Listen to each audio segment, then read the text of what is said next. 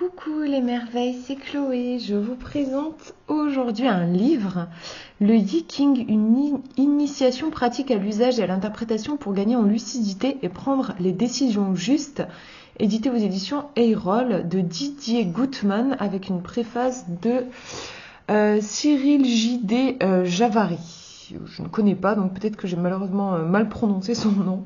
J'en suis désolée si c'est le cas. Le Yi-King, le Yi-Jing, enfin c'est marrant, des fois c'est écrit avec un K, des fois avec un J, je sais pas pourquoi, si jamais vous avez la réponse, n'hésitez pas à me le dire en commentaire. J'utiliserai, je le formulerai Yi-King, en tout cas, j'ai l'habitude plutôt de le prononcer comme ça. C'est une discipline qui de base est très complexe. Vraiment, c'est compliqué. Et là, on est sur un livre.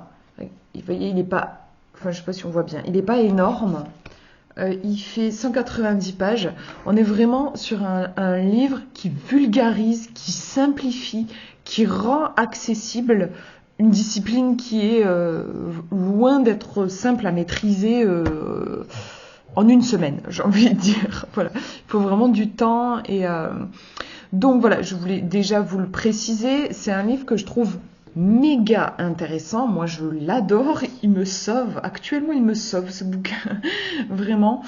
En fait, avec ce livre, vous avez un outil de divination hyper précis, notamment pour prendre des décisions. Il coûte 10 euros. Quand on voit le prix des oracles aujourd'hui qui tourne autour des 24 euros, voilà, c'est moitié prix, même encore mieux. En fait, pour le Yi-King, pour tirer le Yi-King, vous avez besoin de 3 pièces de monnaie.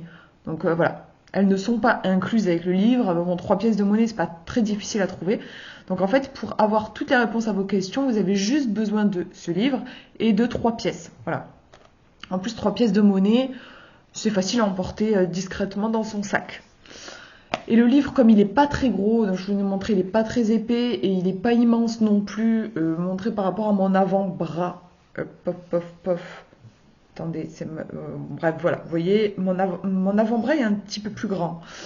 Il n'est pas immense, il se glisse facilement dans un sac. Là aussi, en fait, honnêtement, je trouve plus pratique de glisser ce livre dans le sac à main avec 3 pièces de monnaie, du coup, que vous avez peut-être déjà dans votre porte-monnaie, que un oracle.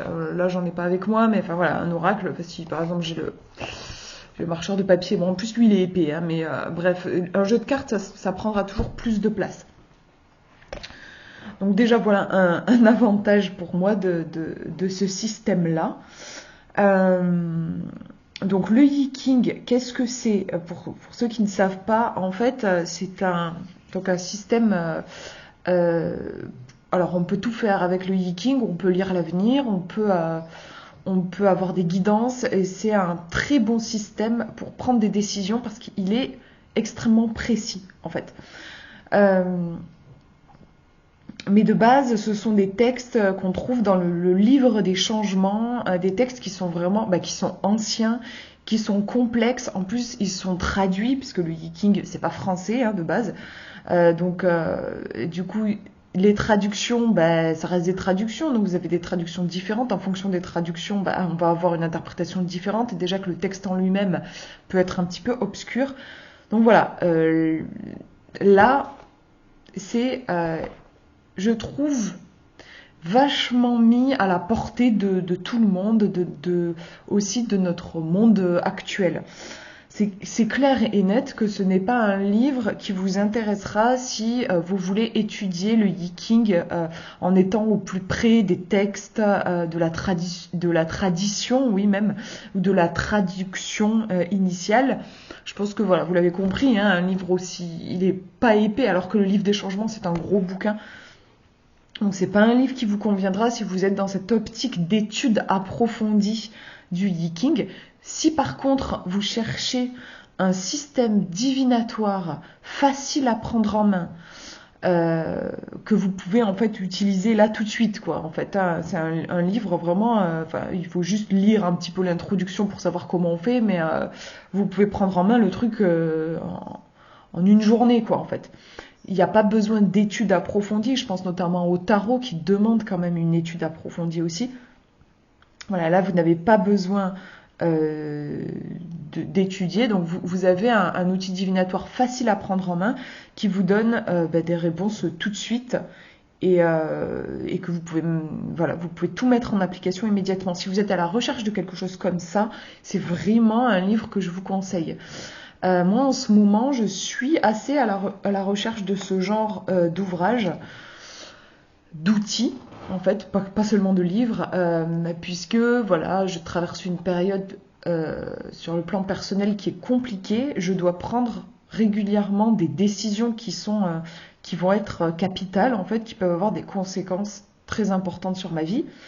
Et comme je suis très perturbée, mal, enfin je vais pas très bien et tout ça, quand on va pas très bien et qu'on est perturbé, on a du mal à prendre des décisions en plus. Donc je suis vraiment à la recherche d'outils qui me permettent de clarifier mes pensées, de prendre des décisions sans que ça me demande un trop grand investissement psychique et psychologique, puisque je suis fatiguée en fait.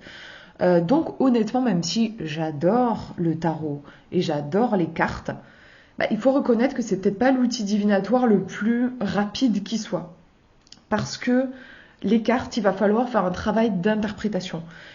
Si vous mettez les cartes dans les mains de quelqu'un qui n'a jamais tiré les cartes, à moins que vraiment il y ait une vocation là-dedans, enfin voilà, il y a peu de chances pour qu'il soit capable de réellement interpréter. En fait,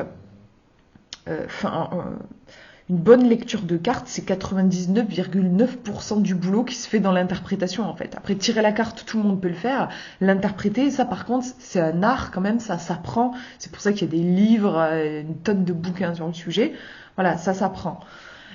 Et quand on est fatigué, parfois, enfin là, moi, c'est mon cas, honnêtement, j'ai plus de mal. D'ailleurs, vous avez sûrement remarqué, je ne fais quasiment plus de tirage en synchronicité sur la chaîne, parce que ça me demande en fait de l'énergie et qu'en ce moment, voilà, mon énergie est limitée, donc je la place dans les choses qui sont vraiment importantes et essentielles. Et pour le moment, ouais, ça me fatigue ça. Ça me fatigue et je suis moins performante entre guillemets. L'avantage du Yi-King, alors là je vous parle, vous inquiétez pas, bien sûr je vais vous montrer le livre, mais là j'essaie de vous expliquer un petit peu pourquoi je le trouve vraiment intéressant, pour que vous puissiez voir si ça va vous parler ou pas par rapport à votre propre besoin.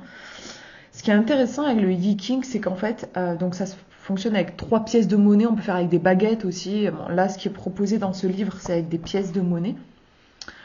Vous faites plusieurs lancers. C'est 6 lancers en fait que vous allez faire. Vous allez lancer les pièces, tout ça.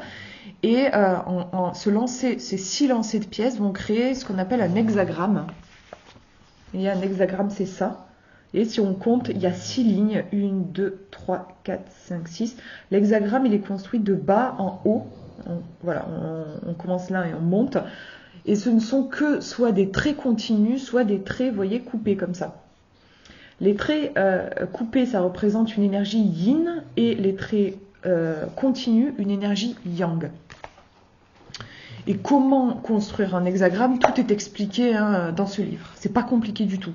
Ça se fait je sais pas, j'ai pas chronométré, mais créer un hexagramme, je pense que ça doit se faire en 2 minutes, quoi, à peu près.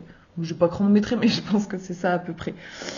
Et une fois que vous avez votre hexagramme, c'est comme une carte, en fait, si vous voulez, si vous connaissez la cartomancie, vous allez vous référer dans le livre, et donc vous retrouvez donc l'hexagramme que vous avez créé. Cet hexagramme, il a un petit nom, ici ce modelé par exemple, et vous allez avoir l'interprétation associée. Je vais vous montrer là tout ce qu'il y a dans ce livre, tout ce qui est proposé dans ce livre.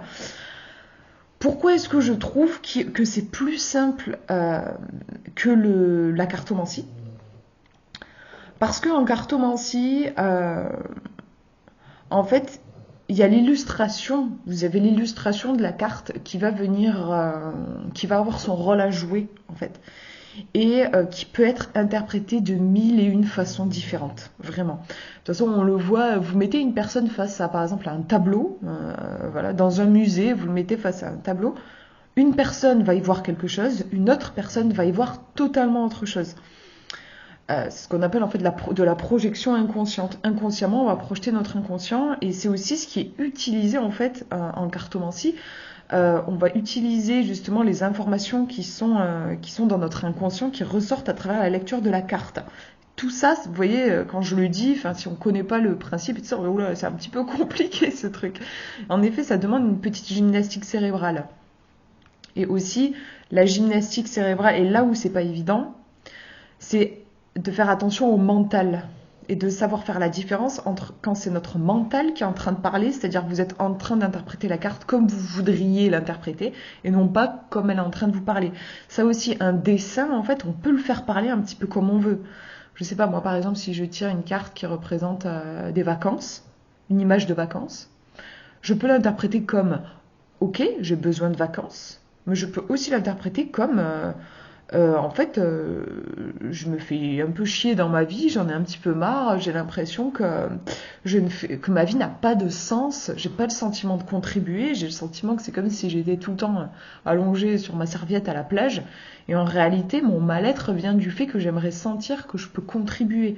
Donc là, la carte, elle est peut-être en train de me dire que j'ai besoin de sortir de cet état un peu d'oisiveté pour aller vers quelque chose qui fait plus de sens et où j'ai un sentiment de contribution. Vous voyez, là, c'est la même carte, mais je l'ai fait parler différemment. Et vous voyez, du coup, on peut partir dans des directions. Là, c'est que 2 exemples, mais on peut en trouver des milliers d'exemples. Le Yi-King, il n'y a pas d'illustration. Déjà, ça enlève beaucoup de ce genre de risque-là, si vous voulez. En fait, vous vous retrouvez juste avec un texte et vous allez voir, les textes du Yi-King sont extrêmement précis. Vraiment très précis. Pareil, le tarot, ou même les oracles, vous lisez un texte, ça peut être interprété de plein de façons différentes. Voilà, j'ai pas d'exemple sous la main, mais ouais, clairement, ça peut être interprété de plusieurs façons différentes. Alors, je vais pas vous mentir, le Yi-King aussi. On peut quand même apporter des nuances, se dire, tiens, est-ce qu'il faudrait l'interpréter plutôt comme ça, mais vraiment, il y a une précision dans cet art divinatoire, il est connu pour ça, de toute façon. C'est comme comme un scalpel, quoi. Il y a vraiment quelque chose, ou un laser. Il y a une vraie précision. Je trouve que le tarot, par exemple, on a un champ des possibles comme ça. Au niveau d'interprétation, le Yi-King, je trouve que ça se rétrécit. On a un champ d'interprétation qui est comme ça, en gros. Voilà. Alors après, ça a des avantages et des inconvénients. Moi, par exemple, des fois, j'aime tirer les cartes parce que c'est un support qui laisse libre cours à notre imagination. On peut passer des heures sur une carte, ça peut nous inspirer plein de choses. Et ça fait du bien aussi de se connecter à cette sensibilité. C'est magique aussi. Ça, vous ne pourrez pas le faire avec le Yi-King. En vrai, le Yi-King, vous avez la réponse, vous lisez le texte, vous avez la réponse. Vous avez tiré vos pièces, ça vous a pris 2 minutes. Vous lisez le texte, vous avez la réponse. C'est moins poétique, je trouve, comme approche. Alors, c'est personnel, hein, mais pour moi, c'est moins poétique. On n'a pas non plus cette approche du beau, puisque voilà, les cartes, on a des magnifiques cartes, on a des magnifiques illustrations aujourd'hui avec tous les jeux qui se font. Bon, le Yi-King, vous avez vu un hexagramme, on peut y trouver une certaine esthétique, mais voilà, c'est pas comme les jeux de cartes. Donc voilà, pour l'introduction, ce que je voulais vous dire déjà sur la différence entre le Yi-King et la cartomancie. Donc je vais vous lire le résumé. Connu sous le nom de livre des changements ou livre des mutations, le Yi-King est l'un des textes fondamentaux de la civilisation chinoise. Oui, c'est un art divinatoire chinois, c'est pour ça qu'au niveau des traductions, voilà, c'est un peu compliqué des fois. Créé par des chamans et mis en forme définitive par des lettrés confucéens, il est à la fois source de sagesse et traité divinatoire. Ce guide constitue une introduction simple et pratique, voilà, c'est bien précisé, c'est une introduction simple et pratique, proposant au lecteur un outil pour mieux vivre au quotidien, une aide à la réflexion et à la décision. Accessible et vivant, il nous met ainsi sur la voie d'attitudes plus justes et de choix plus éclairés. On nous dit le Yi-King offre des réponses directes, des propositions de stratégie qui n'ont rien d'ésotérique, que chacun peut s'approprier et mettre en pratique. C'est vrai qu'en fait, cet ouvrage, il a quelque chose de méga concret, quoi. On sait où on va. Parce que là aussi, des fois, moi, j'ai des jeux de tarot ou d'oracle. Je tire les cartes, je regarde la carte, je lis le texte, Et en fait, j'ai trouvé ça très joli, très inspirant et tout ça, mais finalement, je sais toujours pas quelle décision prendre, quoi faire par rapport à ma question, en fait. Ça reste toujours un peu obscur, un peu nébuleux. Avec ce livre-là, non, il y a vraiment quelque chose d'assez terre à terre. On y va, quoi, dans le concret. Alors, justement, je vais vous montrer un peu comment il est fait. Alors, au début, vous avez le Yiking et ses usages. Donc là, on va vous parler un peu d'histoire, les textes et la structure. Ensuite, les principes, impermanence, la loi du changement constant, yin et yang, un temps cyclique, s'ajuster, tout est relatif. Usage ancien, possible, naturel. Ensuite, vous avez de la question au tirage, poser la question, effectuer un tirage, noter la réponse obtenue. Donc là, vous voyez qu'on est un petit peu dans la théorie. Si vous voulez, on vous explique ce que c'est que le Yiking. Là, on rentre dans le concret, quel genre de questions on peut poser. Honnêtement, on peut poser toutes les questions qu'on veut. À un moment, il parle des questions quand on veut faire un choix. Si vous hésitez entre, je sais pas moi, entre aller emménager dans telle région ou dans telle région, il vous explique que dans un cas comme celui-là, il va falloir tirer 2 hexagrammes. Vous générez un hexagramme pour la première région, un hexagramme pour la deuxième région, et vous comparez les deux. Voilà. C'est un peu comme dans le tarot, il faut éviter d'avoir plusieurs questions en une, en fait, hein, sinon l'oracle sera un peu perdu. Je suis désolée, j'ai une espèce de surexposition à la lumière, j'ai pas l'impression que je puisse avoir mieux. Bon, après, je vous présente pas un jeu de cartes, donc je me suis dit que la lumière, c'était pas très important. Moins important, en tout cas. Qu'est-ce que je voulais vous dire d'autre? Ensuite, il y a les réponses du Yiking, la lecture de la réponse. Ouais, voilà. Et après, vous avez les hexagrammes qui sont présentés. Donc là, si vous voulez, c'est comme un oracle. Hein. Comme un oracle, vous avez toutes les cartes. Ben là, vous avez tous les hexagrammes qui sont détaillés. Alors, ce que je voulais vous montrer, vraiment, j'adore. C'est exactement ce que je recherchais comme livre sur le Yiking. Je vais vous montrer un exemple. Hop. Imaginons, j'ai posé une question, j'ai demandé, en plus je vais vous donner un véritable exemple. J'ai ouvert le livre au hasard, mais en fait, cet hexagramme, je me l'étais généré, j'avais demandé quelle était la meilleure attitude à adopter pour moi pour ce mois d'août. J'ai tiré élan réceptif. Déjà, le titre, parfois, il peut évoquer quelque chose. Là, élan réceptif, je peux me dire peut-être qu'il faudrait déjà que je sois simplement dans une attitude d'ouverture pour ce mois d'août. Bon, du coup, c'est passé, hein, je vous fais cette vidéo en septembre, mais voilà, c'est un hexagramme que j'avais tiré début août. Ensuite, vous avez un texte, voilà, le texte un peu traditionnel qui a été traduit. Un chef accompli a ou allé qui précède s'égare, qui suit, trouve le principe du profitable. Donc ouais, quand je vous disais que des fois c'était un peu mystérieux, voilà. Bon, des fois, moi ça m'inspire des trucs et des fois non. Là, c'est à vous de voir si ça vous inspire quelque chose. Ensuite, situation. Là, c'est toujours intéressant. On nous dit l'hexagramme correspond à une situation d'accueil inconditionnel. On vous donne en fait un petit peu l'énergie de l'hexagramme. Je vais vous donner un autre exemple. Sur un autre hexagramme, par exemple celui-ci, l'hexagramme correspond à une situation de contrainte que nous devons intégrer. Vous voyez, tout de suite, on voit dans quelle énergie on se trouve en fait. C'est hyper intéressant, je trouve. Ensuite, vous avez des conseils de ce qu'il faut faire et de ce qu'il vaut mieux éviter de faire. Par exemple, pour moi, pour le mois d'août, accueillir ce qui vient. Tout ce qui vient, sans discrimination, avec patience, souplesse, humilité, cordialité, s'adapter, soutenir, tenir bon, ne pas faire, diriger, orienter, vouloir, déployer.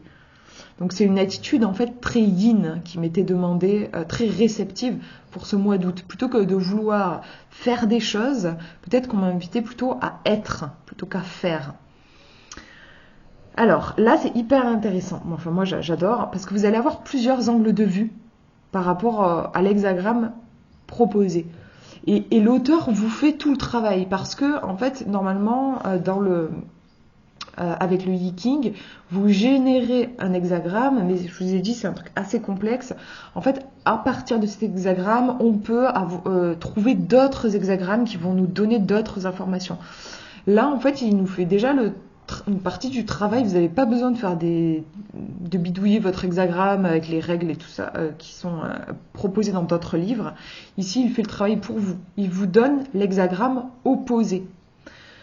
Et ici, on vous dit que l'hexagramme opposé de l'élan réceptif, c'est l'élan créatif. Il vous explique l'un est fermeté avec l'élan créatif, l'autre est souplesse avec l'élan réceptif. Voilà, là on est davantage dans la souplesse que dans quelque chose de je vais imposer aux autres ou au monde ma volonté. Ensuite, l'hexagramme retourné. C'est-à-dire en fait cet hexagramme mais retourné.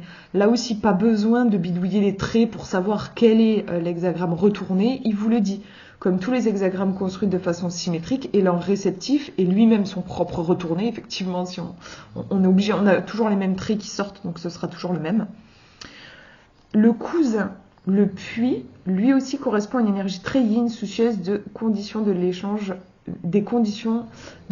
mutuel et d'une communication sans entrave, souple et apaisée, très orientée cependant sur des questions d'organisation collective. Le puits parle de quelque chose de plus précis et de plus limité qu'est l'élan réceptif qui incarne l'énergie yin au sens plein dans toutes ses qualités spécifiques. Vous voyez, c'est super intéressant. En fait, le cousin, en gros, c'est l'hexagramme cousin, donc celui qui pourrait s'apparenter à l'énergie de l'élan réceptif. Donc on nous dit ici que c'est le puits, mais il vous donne les nuances, parce que bien sûr, ce ne sont pas les mêmes hexagrammes, donc ils ont des nuances au niveau de l'interprétation. Et il nous explique ces nuances-là. C'est hyper intéressant, je trouve. Parce qu'en apportant des nuances, il nous permet de bien comprendre la quintessence de notre tirage. Ensuite, super intéressant aussi, vous avez un exemple, toujours, pour chaque hexagramme. Si vous voulez, c'est comme une anecdote, un exemple concret. Ici, on nous dit, imaginez une situation de rupture. Que faire maintenant? Réponse. Si vous avez cet hexagramme, élan réceptif, il n'y a rien à faire, plus rien à créer ni à déployer, seulement à accepter ce qui est, avec toute l'ouverture et la souplesse nécessaires, et cette acceptation sera féconde si elle est profonde. Là, vous avez une petite note, c'est pas toujours le cas, mais là, il vous met une petite note, et ensuite, la synthèse, donc de toutes les informations qui ont été données, et ici, on nous dit acceptez ce qui est, ce qui vient, laissez-vous conduire, laissez le temps faire son œuvre. Donc voilà, moi je savais que pour mon mois d'août, en plus le mois d'août, c'est un mois propice pour partir en vacances, c'est un peu, tout est un peu à l'arrêt au mois d'août, donc c'était une invitation pour moi à ne pas chercher à trop en faire, à plutôt me reposer, à être réceptive à ce qui viendrait à moi. Voilà.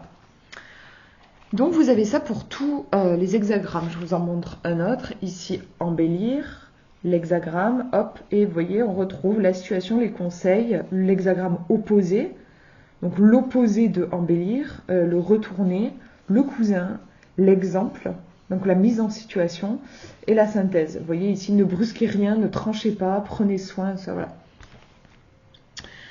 Vraiment... Je le trouve trop bien, ce livre. Vous avez à la fin aussi toute une partie sur l'interprétation, les difficultés éventuelles d'interprétation qu'on pourrait rencontrer et les solutions.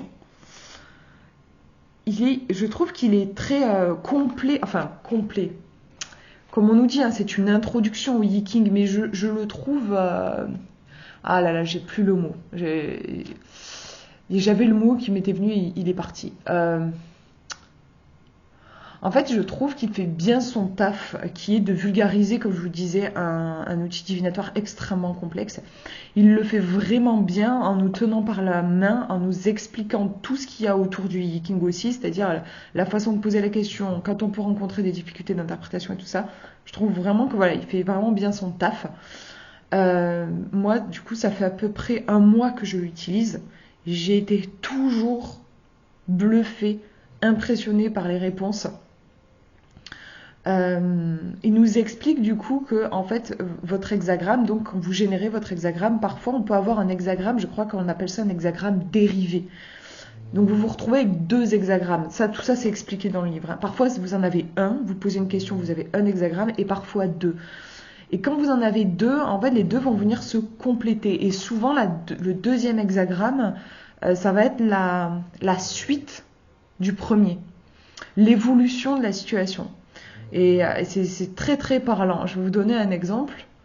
J'avais une situation, un problème avec la poste, avec un colis. Voilà, j'avais des soucis avec ce colis. Bref, j'arrivais pas à le recevoir. Et moi, grande anxieuse, tout de suite, je me suis dit, oh mon Dieu, il faut que je fasse quelque chose, il faut que je fasse des démarches, il faut que je fasse une réclamation. Mais c'était angoissant pour moi de faire ça. Donc je sors mon livre, je sors mes 3 petites pièces et je demande quelle est la meilleure attitude à adopter.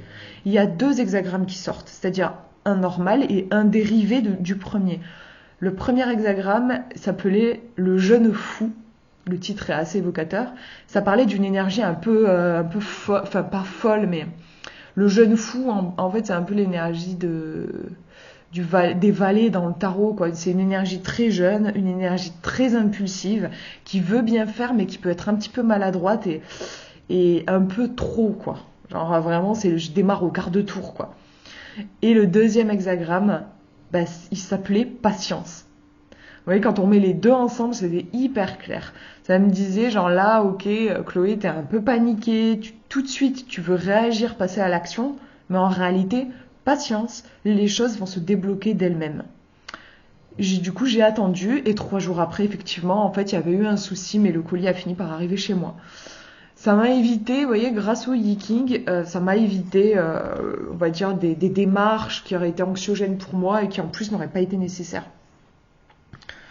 Donc voilà, ça c'est un exemple, mais parmi d'autres, je l'ai utilisé pour plein de choses, pour faire des choix, beaucoup, j'utilise beaucoup pour ça. Et à chaque fois, il s'est avéré être un très très très bon conseiller.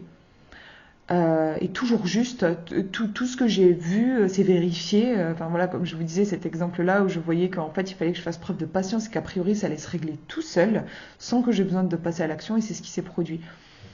Donc c'est vraiment voilà un livre que je vous conseille si vous avez envie d'une prise en main rapide d'un système divinatoire précis et qui pourra vous épauler dans votre vie, dans votre prise de décision notamment. Voilà pour cette présentation. Je vous fais de gros bisous. Prenez bien soin de vous.